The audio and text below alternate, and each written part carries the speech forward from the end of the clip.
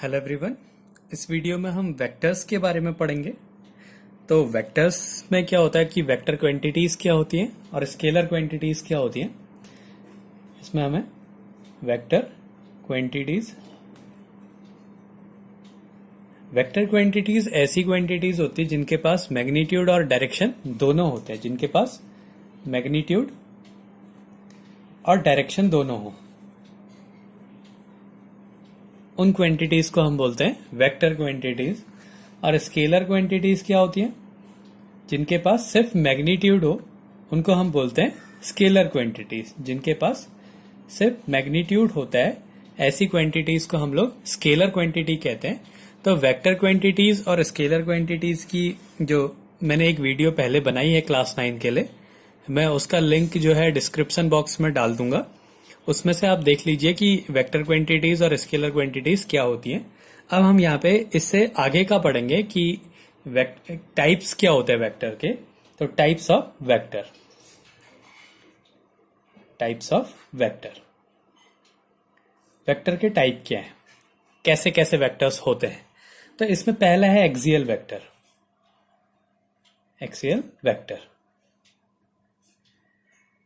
ये ऐसे वेक्टर्स होते हैं जिनके पास रोटेटरी इफेक्ट होता है। Those vectors which have rotatory effect,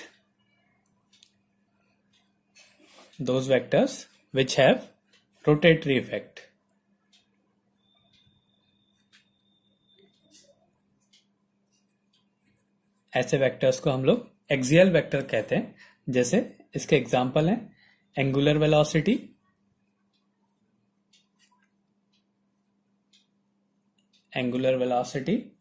और टॉर्क।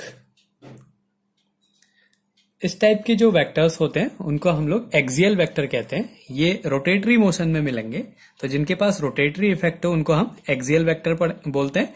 ये एंगुलर वेलोसिटी और टॉर्क क्या होते हैं इसके बारे में हम आगे जब रोटेटरी मोशन पढ़ेंगे वहां पे इनके बारे में डिटेल से पढ़ेंगे। और दूसरा टाइप होता है, ये पहला है, और दूसरा होता है पोलर वेक्टर्स। ऐसे वेक्टर्स जिनके पास ट्रांसलेटरी इफेक्ट होता है उनको हम पोलर वेक्टर्स कहते हैं। इसमें ट्रांसलेटरी इफेक्ट होगा,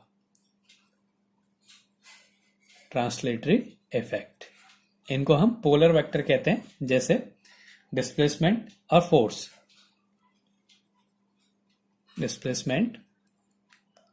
फोर्स, ये जो है ये पोलर वेक्टर्स होते हैं। अब वेक्टर को हम रिप्रेजेंट कैसे करेंगे? Representation of vector.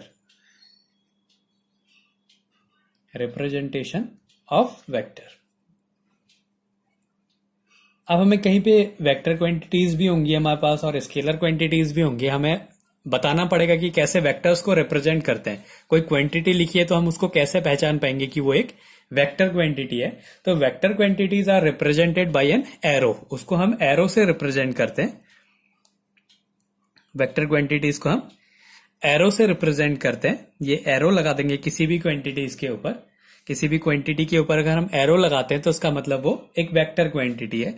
जिसमें जो ये लेंथ है, एरो की जो लेंथ है, लेंथ ऑफ एरो, ये उसका मैग्नीट्यूड बताता है। इसका मतलब कि उसके पास मैग्नीट्यूड है, इसका मतलब है कि उसके पास मैग्नीट्यूड है। और जो ये एरो हेड है, ये एरो हेड बताता है कि उसके पास डायरेक्शन है। तो मतलब अगर हमें कोई वेक्टर कोई क्वांटिटी ए है, हमें बताना है कि ये वेक्टर है, तो हम इसके ऊपर एक एरो लगा देंगे। इस एरो का मतलब इसके पास मैग्नीट्यूड भी है और डायरेक्शन भी है। तो जो वेक्टर है उसको हम एक एरो से रिप्रेजेंट करते हैं, जिसमें ये जो लाइन होती है ये उसके मैग्नीट्यूड को रिप्रेजेंट करती है, और ये जो एरो हेड होता है ये उसका डायरेक्शन को रिप्रेजेंट करता है। इसके बाद आते हैं, जैसे ये जो पोलर वेक्टर पढ़े थे और एक्सियल वेक्टर्स थे, इनमें भी कुछ और वेक्टर्स होते हैं, types of vectors as per notation. Types of vector as per notation. अब यहां पे हम कैसे वेक्टर्स के बारे में पढ़ते हैं। पहला है लाइक वेक्टर्स।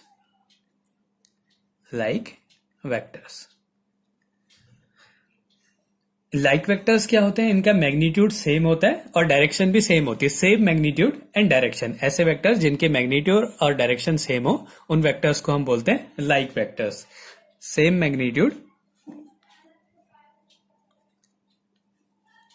एंड डायरेक्शन, ऐसे वेक्टर्स को हम लोग लाइक वेक्टर बोलते हैं। तो जैसे एक वेक्टर है, ये वेक्टर ए है, ऐसे ही एक दूसरा वेक्टर है, ये वेक्टर बी है। तो इनके मैग्नीट्यूड अगर सेम है, ये ए इक्वल्स टू बी, और इनकी डायरेक्शन भी सेम है, दोनों की डायरेक्शन एक ही है, तो ये क्या होंगे, लाइक वेक्टर्स होंगे। इनको ये ऐसे, ये लाइक वेक्टर्स को जिनका मैग्नीट्यूड और डायरेक्शन सेम हो उनको बोलते हैं हम लोग लाइक वेक्टर्स। ऐसे ही दूसरा होता है unlike vectors. Unlike vectors, unlike vectors मतलब same magnitude but opposite direction. Magnitude same होगा लेकिन डायरेक्शन अलग अलग होगी।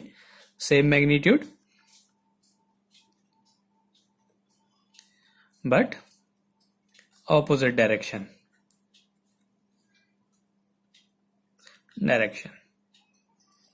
ये जो वेक्टर्स होते हैं ये अनलाइक वेक्टर्स होंगे। इसमें ये वेक्टर ए है, ये वेक्टर बी है, तो इनके मैग्नीट्यूड सेम है लेकिन डायरेक्शन ऑपोजिट है, तो इनको हम अनलाइक वेक्टर कहते हैं।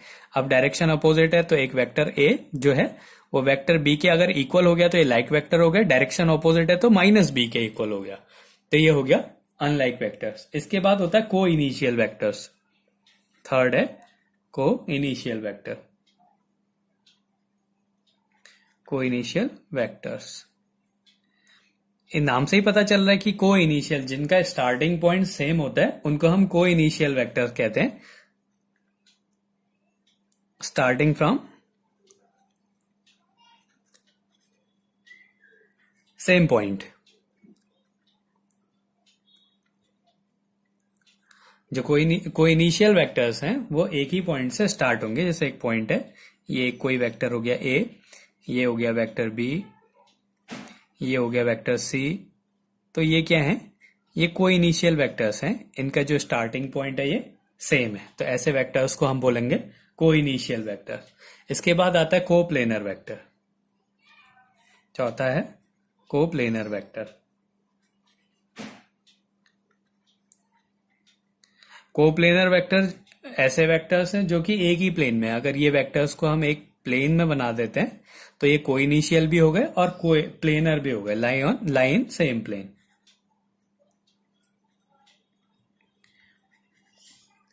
ऐसे वेक्टर्स जो एक ही प्लेन में हो वो को प्लेनर है। जैसे ये सीट है, इसमें वेक्टर्स को रिप्रेजेंट किया तो ये एक ही प्लेन पे हुए, इसलिए को प्लेनर वेक्टर है।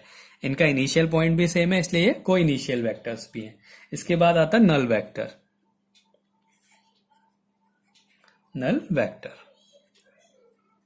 नल वेक्टर्स क्या होते हैं, ऐसे वेक्टर जिनके पास डायरेक्शन होती है लेकिन मैग्नीट्यूड उनका जीरो होता है। No magnitude, no magnitude but still have direction.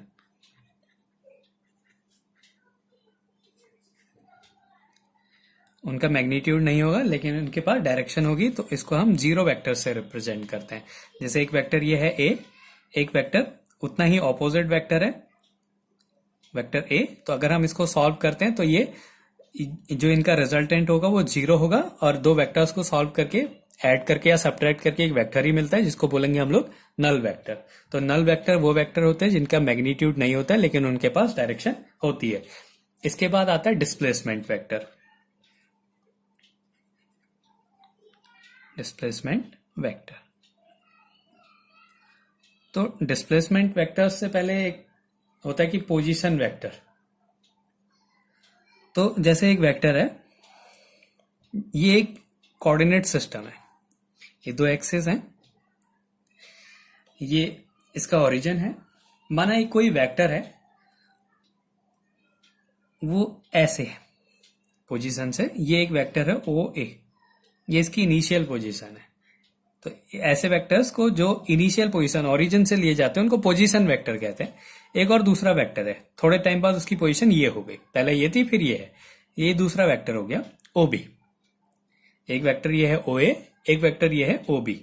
तो ये जो है ये ए है और ये बी है, इनके बीच में जो ये डिस्टेंस है इसको बोलते हैं हम लोग डिस्प्लेसमेंट वेक्टर ए बी। ये हो गया डिस्प्लेसमेंट वेक्टर। जो ए बी है वो डिस्प्लेसमेंट वेक्टर है और ओ ए और ओ बी जो है वो पोजीशन वेक्टर होता है। डिस्प्लेसमेंट वेक्टर मतलब जैसे कोई वेक्टर की एक पोजीशन, पहले ये पोजीशन थी बाद में ये पोजीशन थी, तो इसका बीच का जो डिस्टेंस हो गया, ये कितना डिस्प्लेस हुआ, वो हो गया डिस्प्लेसमेंट वेक्टर। पहले एक पोजीशन थी फिर दूसरी पोजीशन थी और वो कितना डिस्प्लेस हो गया, इसको बोलेंगे हम लोग डिस्प्लेसमेंट वेक्टर। अब ये जो ओरिजिन से जो वेक्टर लिया जाता है इसको हम बोलते हैं पोजीशन वेक्टर। तो जो इसमें ओ ए और ओ बी हैं, ओ ए एंड ओ बी, ये कैसे हैं, पोजीशन वेक्टर है, पोजीशन वेक्टर्स। ऐसे वेक्टर्स जिनको ओरिजिन से लिया जाता है उनको पोजीशन वेक्टर कहते हैं। और ए बी क्या है, वो डिस्प्लेसमेंट वेक्टर है, डिस्प्लेसमेंट वेक्टर। ए बी जो है वो डिस्प्लेसमेंट वेक्टर है। अब हम इस ए बी को कैसे फाइंड करेंगे, तो जो ये ए बी होता है इसकी वैल्यू होती है ओ बी माइनस ओ ए। ये बाद की पोजीशन, ये पहली पोजीशन, बाद की पोजीशन में से पहली पोजीशन को माइनस कर दे तो क्या आ जाएगा, डिस्प्लेसमेंट वेक्टर आ जाएगा। तो ये हो गया हमारा छठा वेक्टर, डिस्प्लेसमेंट वेक्टर। इसके बाद आता है कि यूनिट वेक्टर क्या होता है। अगला है यूनिट वेक्टर्स। यूनिट वेक्टर,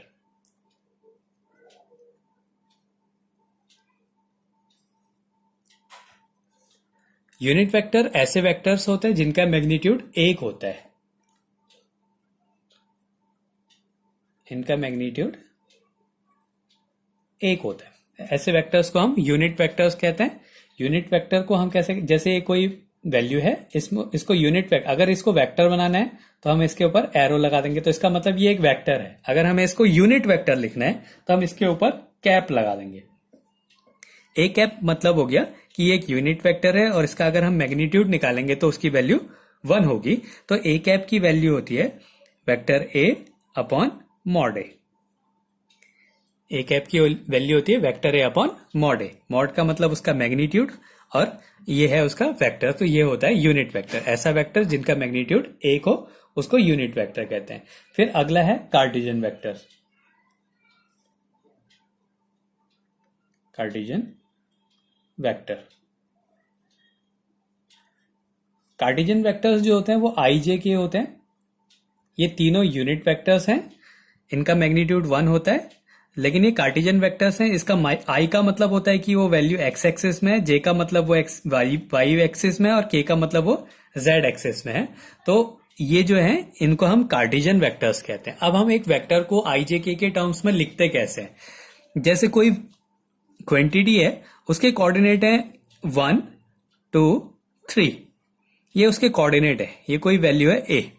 तो अगर हमने इसको वेक्टर फॉर्म में लिखना है तो मतलब ये एक्स एक्सिस में हो गया, ये वाई एक्सिस में हो गया, ये जेड एक्सिस में हो गया, तो हम लिखेंगे vector A equals to I, मतलब इसके आगे 1 plus 2j plus 3k cap, I cap plus 2j cap plus 3k cap. मतलब ये जो आई है ये किसको रिप्रेजेंट कर रहा है, एक्स एक्सिस को, ये वाई एक्सिस के लिए और ये जेड एक्सिस के लिए, और उनकी वैल्यूज जो है वो 1 2 और 3 यूनिट्स हैं। तो वेक्टर को कैसे लिखेंगे, आई जे के साथ लिखेंगे।